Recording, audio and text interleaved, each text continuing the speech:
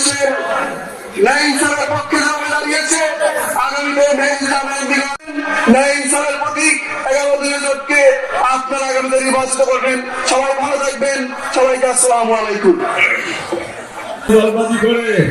আর জামাত ইসলামী যে সমস্ত ছেলে পয়দা করেছে, ছাত্র সংগঠন করেছে, তারা বাংলাদেশে আগুন লেগে যখন পড়ে গিয়েছিল সেখানে তিনি দৌড়ে গিয়েছেন। এরপরে বিভিন্ন জায়গায় তিনি মানুষের কাছে, বাংলাদেশ স্বাধীনের পরে 54 বছর পর্যন্ত যারা মানুষের সেবার নাম দিয়ে বক্তৃতা করে, এখন মানুষ জানে একটা দলই মানুষের সেবা আত্মনিয়োগ করতে পারে, তাহলে জামাত ইসলামী।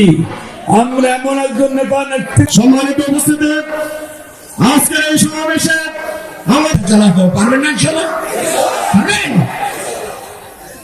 সবাই ভোট কেন্দ্রে হাজির হওয়ার জন্য প্রস্তুতি নিয়ে আজকে ইনশাআল্লাহ আল্লাহ রাব্বুল আলামিন সকলকে দিয়ে মানবিক বাংলাদেশ তৈরি হবে। আমরা আগামীতে অগ্রসর হব, আমাদের নতুন বাংলাদেশ গড়ে তুলব। ইনশাআল্লাহ বাংলাদেশের সংস্কার হবে, কল্যাণ হবে। এই ভাবের মধ্য দিয়ে আল্লাহ ভোট কেন্দ্রে উপস্থিত হয়ে ভোট দেবেন কোন মার্কায়? আপনারা সেই জাগরণে সাহসের সাথে ভূমিকা রাখতে প্রস্তুত।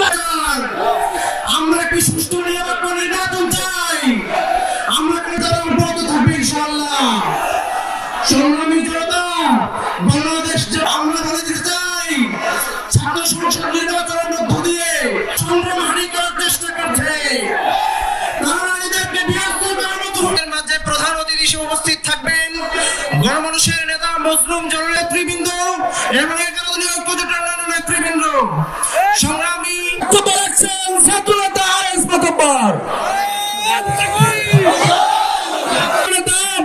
চট্টগ্রাম বিশ্ববিদ্যালয়ের ছাত্র সংসদের নির্বাচিত, এই সামনে বক্তব্য রাখবেন বাংলাদেশের কোটি মানুষের হৃদয়ের স্পন্দন। আলামিন ওয়াসসালাতু ওয়াসসালামু আলা আশরাফিল আমবিয়া ওয়াল মুরসালিন ওয়া আলা আলিহি ওয়া সাহবিহি আজমাইন। বাংলাদেশ